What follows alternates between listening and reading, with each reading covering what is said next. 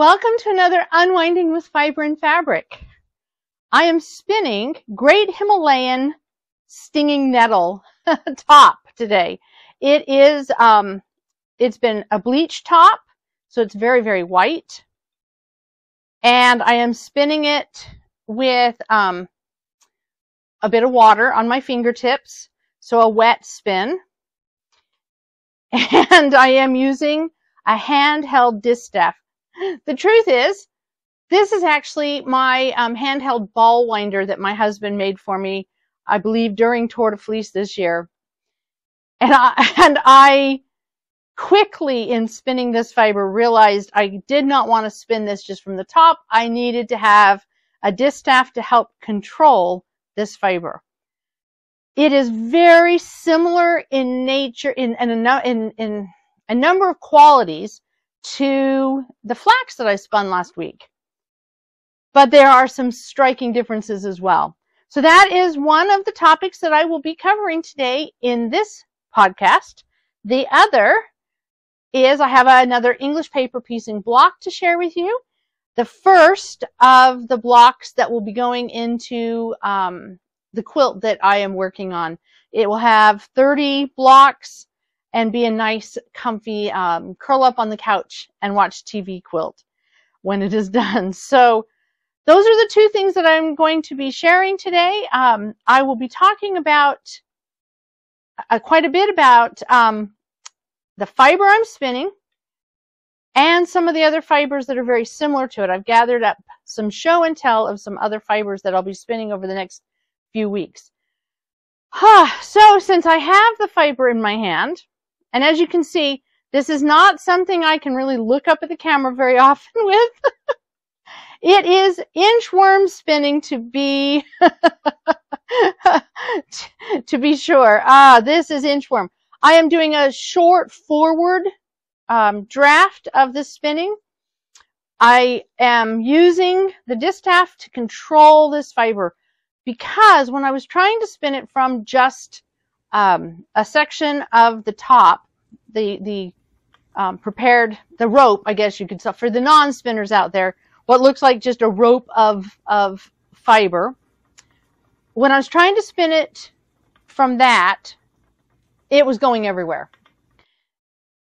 It is more flyaway than the flax was by huge amount.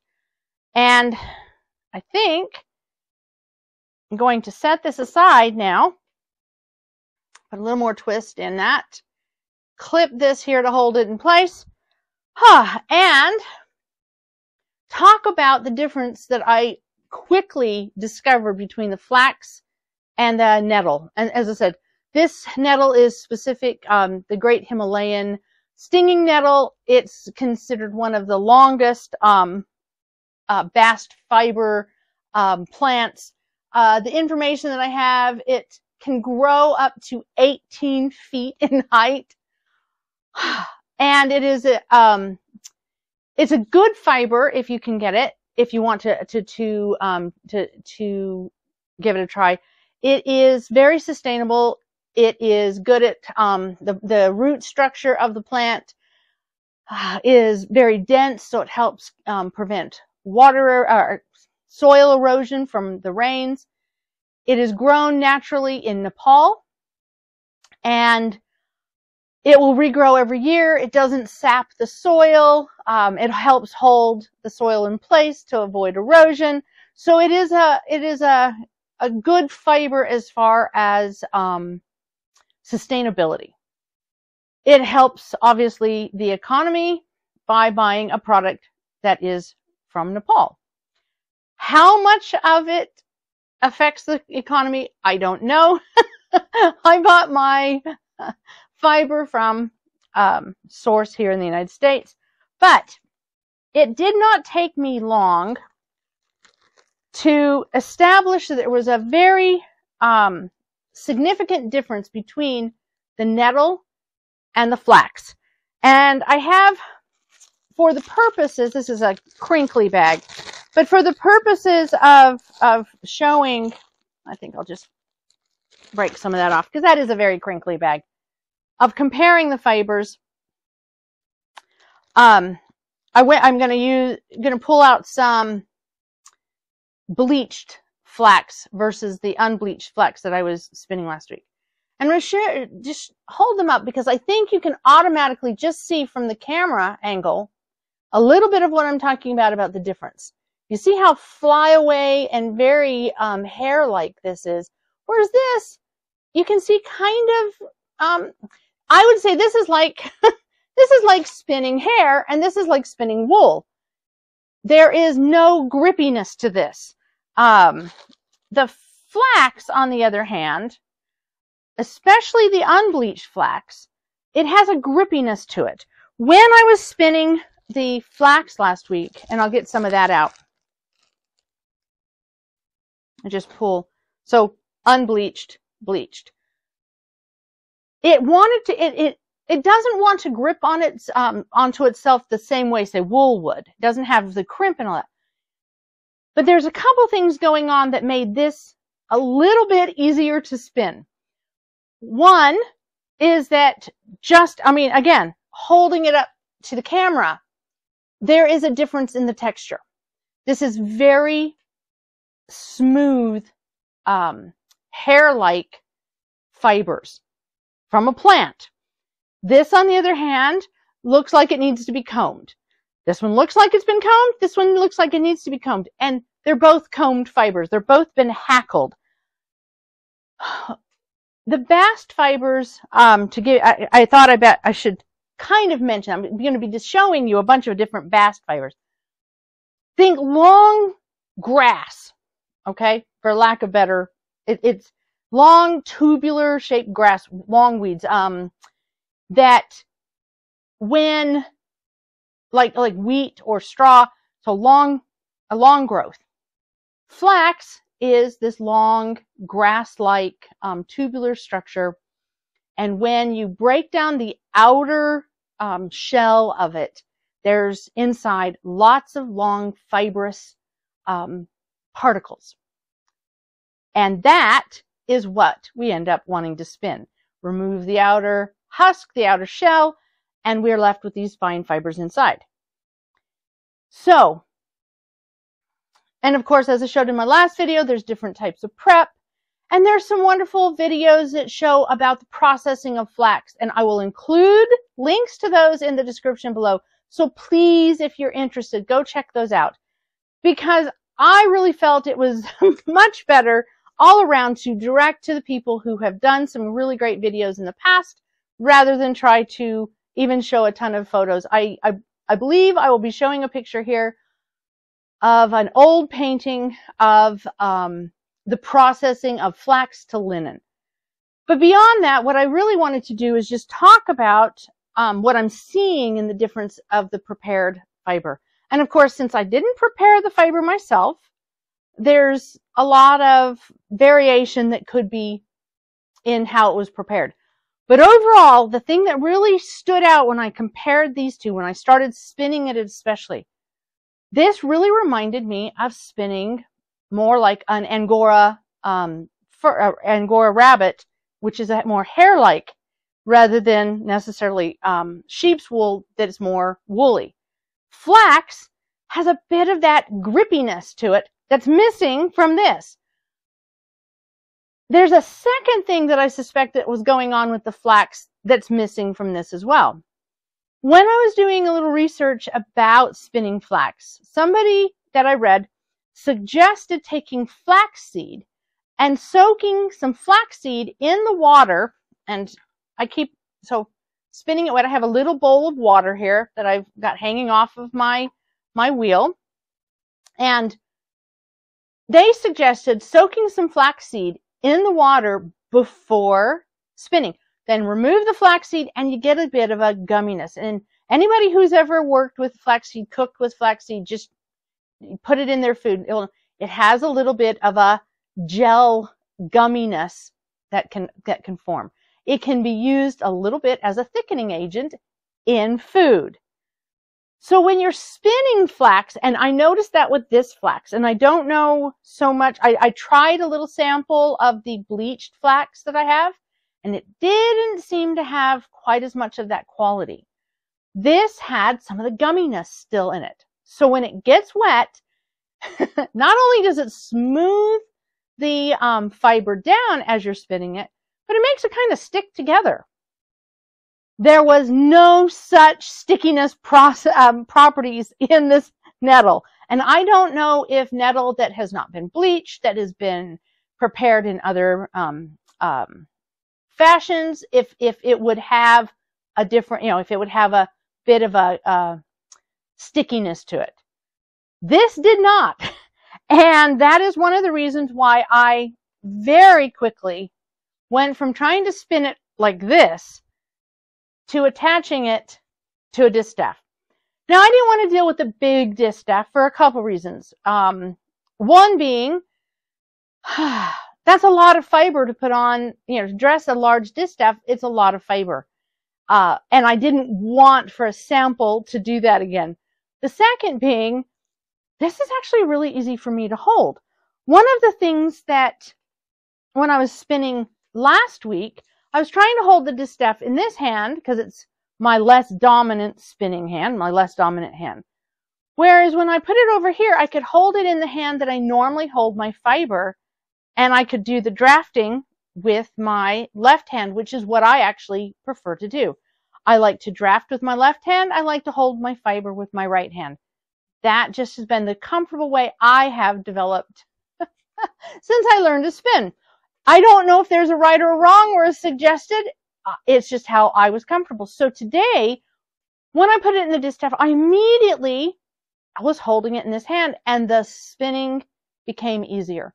Because now I'm doing the little inchworm spinning the way I would if I were spinning a very tricky fiber that I would be using a short forward draw with wool or any of the animal fibers, or even maybe some of the cotton. So a small distaff work, and I told my husband, I said, ooh, guess what you're going to now do next week is to turn me a bunch more of these because it had no, this is the handle end, okay? And so I was able to lock on the ribbon here so it would stay put, so I can pull the fibers down from there. And it really worked. It meant the fibers weren't trying to fall out of my hand, which, pulling out this little, as you can see, this comes apart. This doesn't stick together. This reminds me a great deal of when I finally, after years and years and years, decided to cut my hair short. For nearly 30 years, I had extremely long hair. And due to the health issues that were getting worse when I was in my late 20s, well, I should say, after having kids, my hair wasn't growing as well as it once had. And definitely as I entered my 30s and after having a spine injury and a number of things starting to go south, I finally decided I needed to cut my hair short because it just didn't look good. It wasn't healthy. But I kept the braid for the longest time. I think I may have finally gotten rid of it when I moved, or maybe hiding in a box because I just couldn't part with it. Oh my goodness, the things we hold on to for sentimental reasons. But this really reminds me of how my own hair felt when I cut off a big chunk. So it doesn't grip together. So having it contained so that I can hold on to what's contained and draft off of it really seemed to make a huge difference. So that was one of the things that I noticed. So the two big ones is it works really well with a distaff, a small distaff, and two, there's no gummy process or properties to it. Now, could I go and get some flaxseed or any kind of thickening, add a little bit of it to my water, so any kind of a starch or agar or any of the stuff that I have in my cupboard, either for cooking or when I want to make paints out of my dye. I have a bunch of those type of thickening agents on. any of those, if I went and got a tiny, tiny little bit of it and added it to the water so that it was still liquid, it still had the liquid consistency, but a little tiny bit of tackiness to it, I think it might make it so this would spin smooth, split apart less, and probably make it a little easier for me when it comes time to ply. Because as you notice, I do not have a little tiny hank of yarn of this, because I actually was enjoying the spin. Moving over to the little tiny distaff and changing which hands I was doing my drafting, I actually found myself sinking into a rhythm and a calm. So those were the two things that I discovered. Now, before I move on, and this shouldn't be as long of a video as last week and the week before, but before I move on to showing my English paper piecing, I gathered up some other fiber. So I went through and I looked at the fiber that I have that are cellulose-based fibers, and I have split them into categories. And because I started with flax, I am working through what I believe is all the Bast fiber, Bast plant fiber spins. I'm questioning, I think it comes down to that all of these have the same qualities of those long strands running through their leaf, their plant structure. However, the processing of some of these might require a little bit more man manipulation than, say, flax. Flax is really straightforward. You harvest it, you grow it, you harvest it, you get rid of the seeds, you soak it to what they call retting, R-E-T-T-I-N-G. You beat it to get the outer shell around it. You then whack it over a bunch of scary tines in order to separate it, like combing your own hair when it's been messed up all over the place. Oh, but yes, 1970s writing open in the back of a pickup truck with long hair. The mess, oh my goodness. Even if it was in ponytails or braids, by the time we would get to whatever location we were going, my hair was just a rat's nest. So if you think about the most brutal way of combing out the mess of your own hair, that's what the Hackle or Heckle, because I have discovered it has two different spellings and pronunciations that have developed over the centuries. Both are equally used today. I call it a Hackle. Other people can call it a Heckle. But basically, it's a bunch of really scary looking nail things that you're whacking that hair, the fiber, through and dragging it through to comb it to get all of the outer husky straw-like pieces off of it, so you're left instead with the spinnable fibers. So flax is pretty easily straightforward. You can see it being done now as it's been done throughout the ages. Yes, there are machines to do this in a faster process rather than by hand, but for the most part, it's all still based upon the same harvesting practice. From the videos that I have seen showing harvesting of similar fibers throughout the world, the harvesting of the bast fibers traditionally have included these same similar type steps. But there's some other plants that have been used that I think today we're using maybe just a little bit more chemical help to help the process along. So as you're looking into the fibers, checking to see where they're made, if you can, if you're worried about this kind of thing, just because they come from a similar type of plant structure doesn't mean their end processing has been the same. So I just wanted to put that out there, that the fibers that I'm going to show you, they all fall into the same type of family, but I'm pretty sure one of them is having or two of them are having a little bit more modern help than the others might have. So let's just dig in. So the first one I grabbed is Ramie. So we've already talked about the Giant Himalayan Stinging Nettle. Oh my goodness. That is, I've told you all about that. The one that I have, it is from Nepal. Words. And it is, the length of it, the stuff I bought, can be anywhere from 6 inches to 8 inches long, the processed fiber.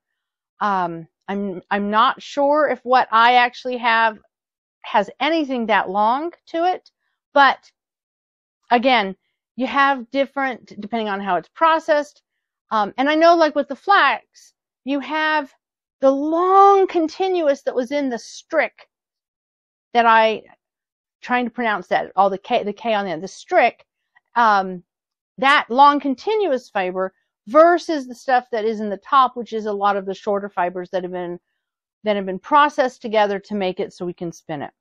So the Giant Himalayan Stinging Nettle, and I am sure that it is in some way, shape, or form possibly related to other stinging nettle, and I have heard that there is other nettle that can be spun. In fact, Ramie is actually, some of its more common or otherwise known names are Chinese nettle, Chinese silk plant, China grass, white Ramie, green Ramie, and Rhea, R-H-E-A.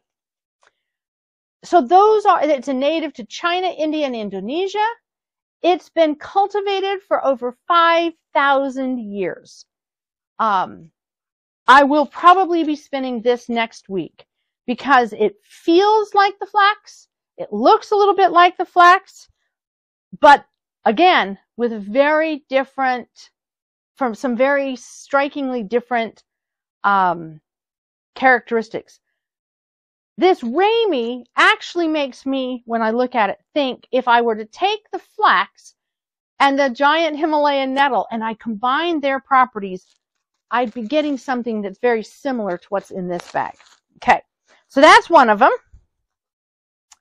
The other one that I'm kind of looking forward is this lovely, this is hemp. And this hemp, from what I have, when I looked at the purchasing information, is actually from Great Britain. So I'm not sure yet if U.S. hemp is being produced enough. Now, the first thing I will tell you about this, when you hear the word hemp, you do not think next to skin, you think of, and that's what I'm feeling with this.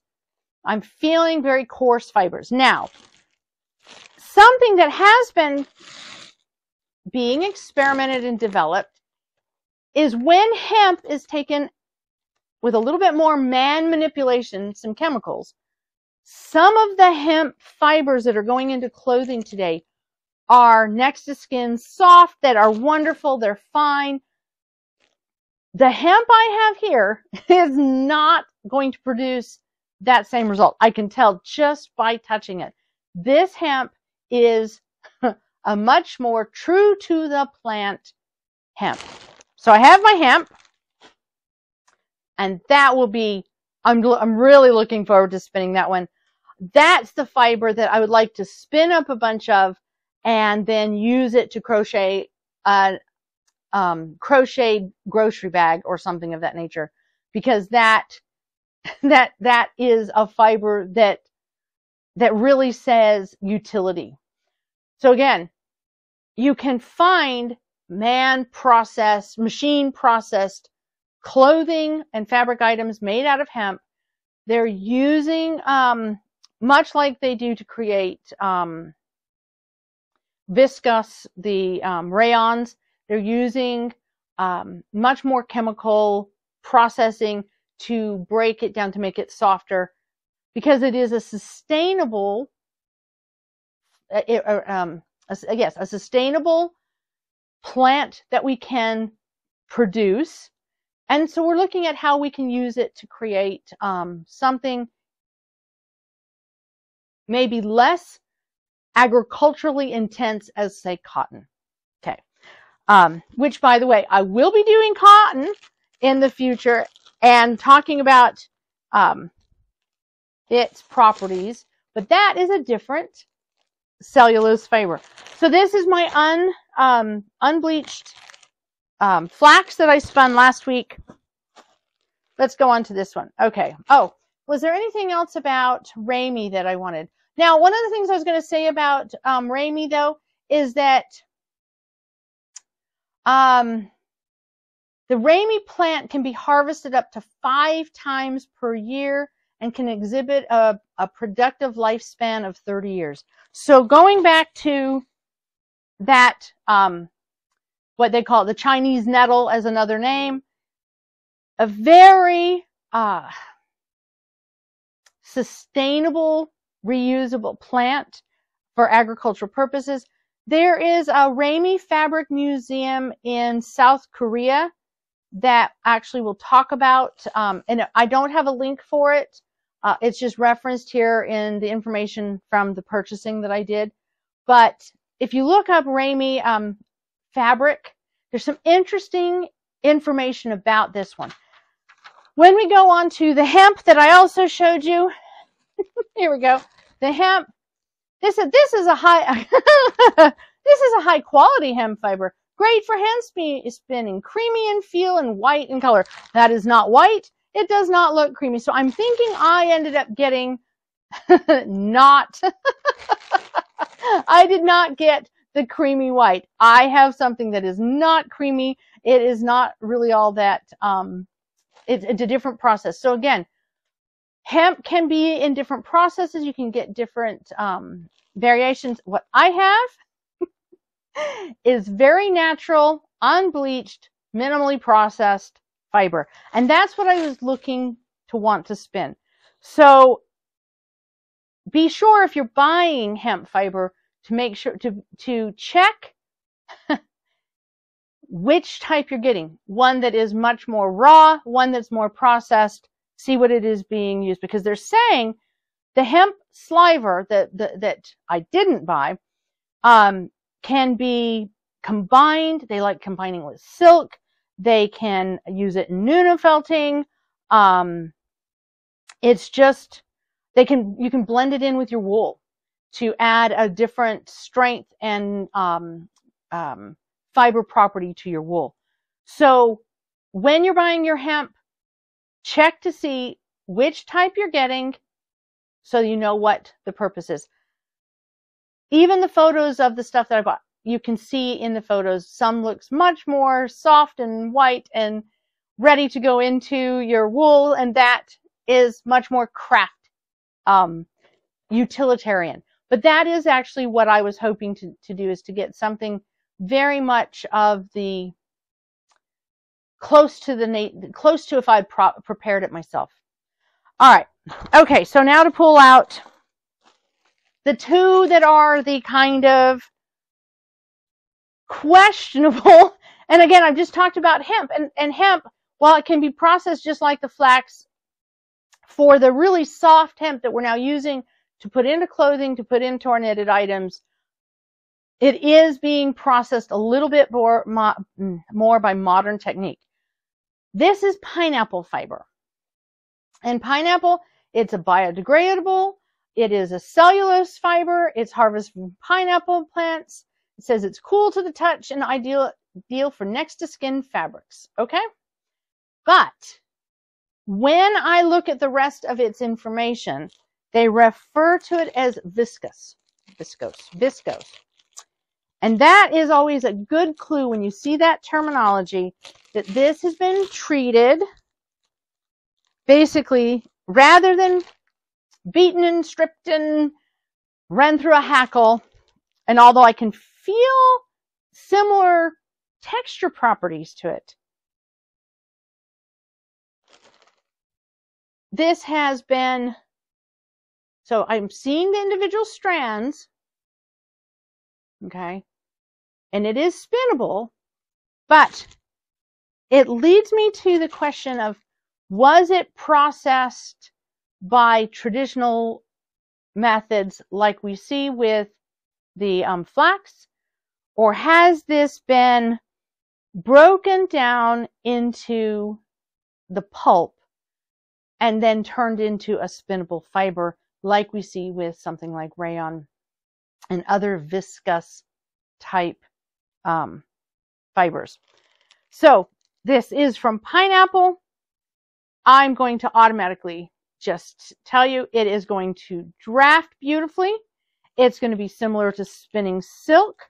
It is I think, believe it or not, it's much, much finer fiber than the nettle. I mean, if I bring it in close, you can see that. Much finer. So a fiber that I'd want to blend in with my wool to give it some of the cellulose and some of the protein fiber combination that a lot of people who are preparing spinning fibers are doing. They're combining cotton with it. They're combining flax with it, flax with it. They're combining a number of different cellulose fibers with wool in order to get the benefits of both properties, I guess, is the idea. This fiber qualifies as something I would want to blend in with something else. It'll blend in beautifully. So that's the pineapple. But then the very last one. Oh, and the pineapple, that's all. There was very little information about the pineapple other than it is a viscose, and it is, that specific fiber is from Great Britain. But now I have banana. This is banana fiber. And again, it's one of those that I look at it and I see this has been processed into a silk-like product. And it said it's interesting because it's obtained from the stem of the banana plant. Due to its lightweight and comfortable hand, banana fiber is popular in Japan for use in summer wear as well as traditional kimono and other garments. Due to its relative strength, banana fiber is used for currency paper. So this banana fiber is 100% viscose processed plant stems.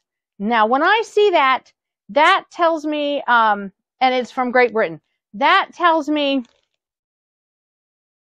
again, like we see with making rayon, which I believe is a wood pulp, we are not using this in a traditional fashion of how we're preparing. We're turning it into, we're using a little bit more man-made to get what really feels like silk, but has the properties of a cellulose fiber. So, those are the fibers that technically I would say traditionally fall in the same category because they would have traditionally been harvested from a long grass-like, stem-like, fibrous plant that you would then remove the outer casing and you'd have the long fibers that you could then spin and weave with. As opposed to cotton, which is in a different type of plant structure.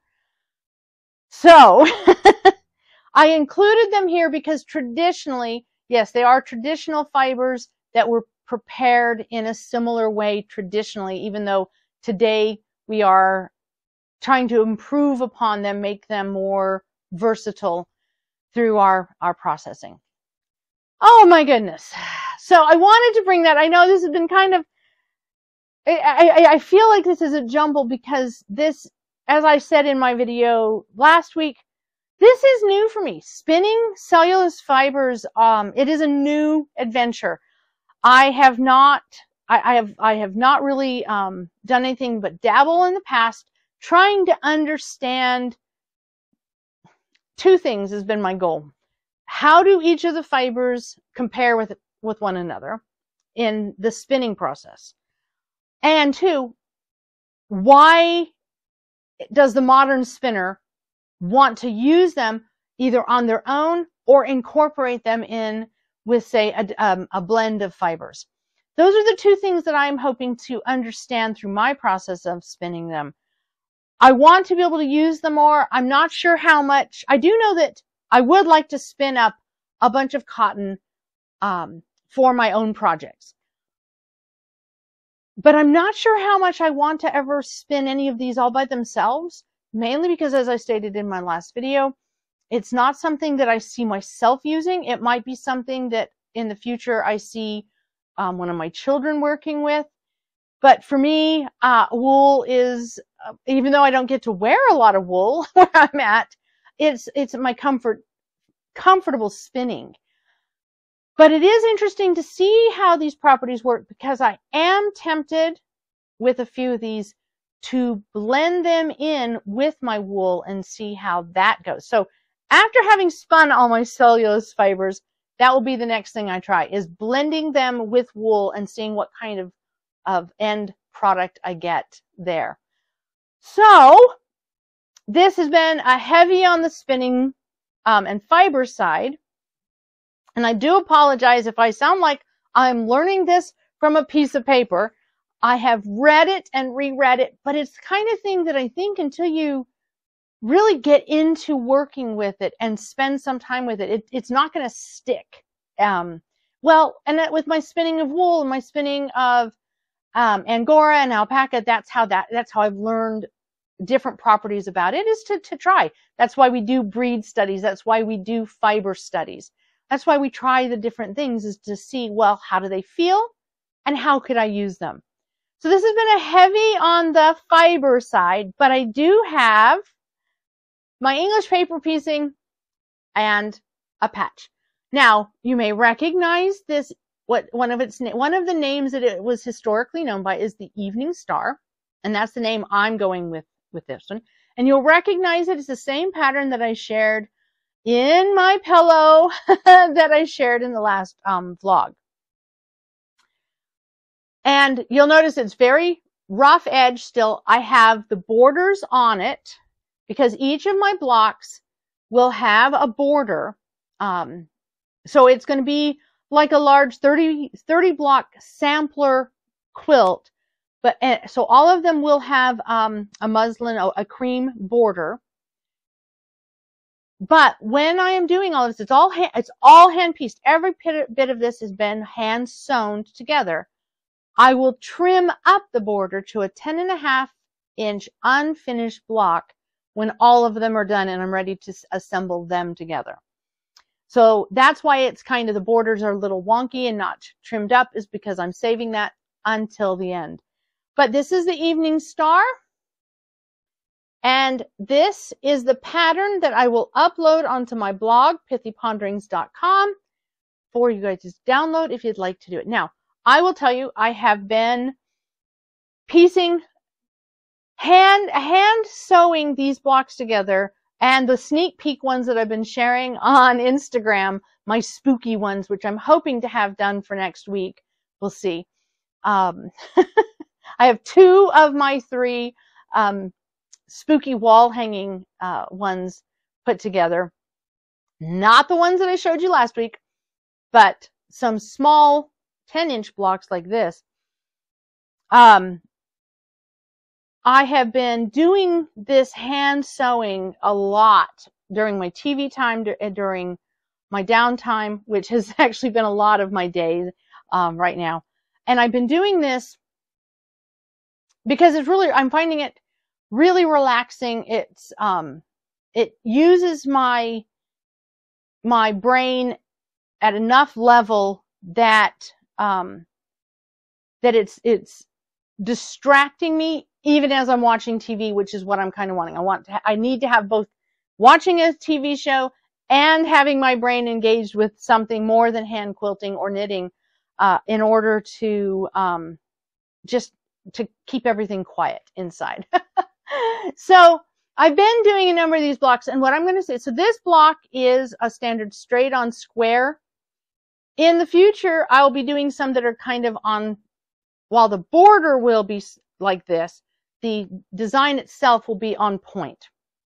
And I have been figuring out something very, very interesting So these pieces all fit together really quite well. I'll even show you the back. So there's my back.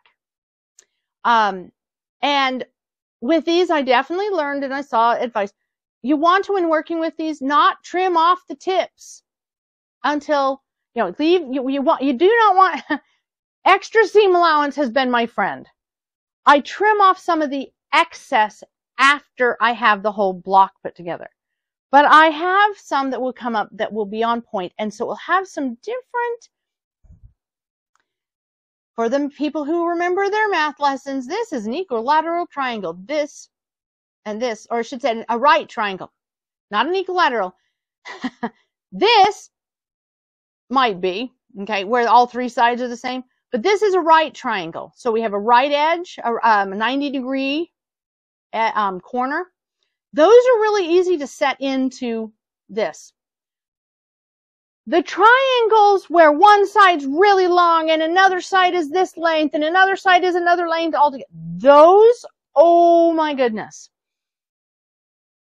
I am discovering with those that even when you're using very precision cut templates that you're gluing the stuff to, you need to leave those seam allowances long. Don't trim anything off.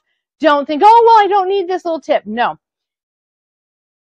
Leave it, because you need, and this is the thing, the overlap. The seam allowances need to overlap. The pieces that you're gluing butt up against each other, and when they are nice and square, they butt up against each other and they're all contained. When they're triangles, you need the little dog ears going out everywhere. And so I have been learning a lot about manipulating the pieces when you do have all the seam allowances glued down, basted down to the template, and you have all this end stuff that hangs off of the square. Well, all that end stuff that hangs off the square, or off the, not the square, the template, that's needed. That's valuable. So this is turning out to be one of the most precise piecing that I've ever done, and some of the most make it work piecing I have ever done. It is combining the precision that we seek with a bunch of just fitting it in and making it work. And it's liberating. It's joyful. I love it. And it's a puzzle. Oh my God. So this one is really one of the simplest of the ones that I've done. But the one that I'm currently working on today that I hope to have finished and upload, it's a cat. And when it is a puzzle. I actually have a template printed of the pieces that I can lay the pieces on to say, okay, which one? I have them all completely numbered. I didn't need to number. All of these were the same. I didn't need to number. I just needed to know what shape I was sewing together, what color, and I worked. But oh, I'm discovering such fun when you branch out away from very simple, this is the same shape done over and over and over again, to, oh my goodness, there's 5 or 6 or 10 different shapes that I'm piecing together like a little puzzle. And it has been so much fun. So if you are following me on Instagram or Facebook, you will be seeing more content of what I'm working on, because in addition to these, I've been playing around with some other designs, some of which I will make available, some I'm questioning, maybe not. But in the end, if you do decide to tackle this, and you're new to quilting, to piecing, to patchwork, to English paper piecing, just keep something in mind. It is like a puzzle. Only sometimes, well, like a puzzle, sometimes you'll have a piece that looks like it fits, looks like you have it in the right setup. only to discover that it's not quite the perfect fit. And you need to look for a different piece. And sometimes you will actually have the exact piece because you numbered it and you labeled it and you know it's the exact piece you need, but it doesn't want to fit exactly how you thought it was going to fit. And you just have to punch that puzzle piece in place. But the end product is what you make it. It is forgiving in that sense. It is the kind of thing that you can start off and look like, oh my goodness, I have done the perfect thing right from the very first try.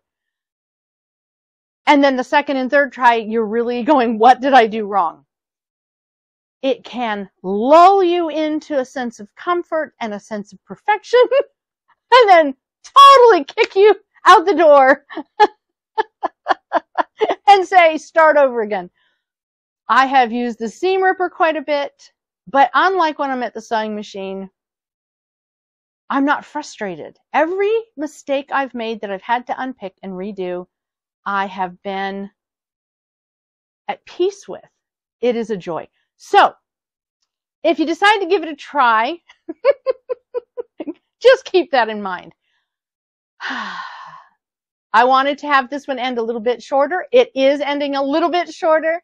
And so I will wrap this up with wishing you all the best and hoping that you can find some time to unwind with fiber and fabric, whichever you choose to do, whether it is the fiber, whether it is the fabric, whether it is your yarn that you've already spun, whether it's another craft altogether. Maybe you've decided to take some of this fiber that you were going to try to spin and turn it into paper by chopping it all up and making it pulp. Whatever you decide to do, I hope that you find joy and you have a little bit of peace and unwind a little bit in this upcoming week. So, until next week, happy spinning, stitching, knitting, and just happy unwinding. Until then, bye-bye.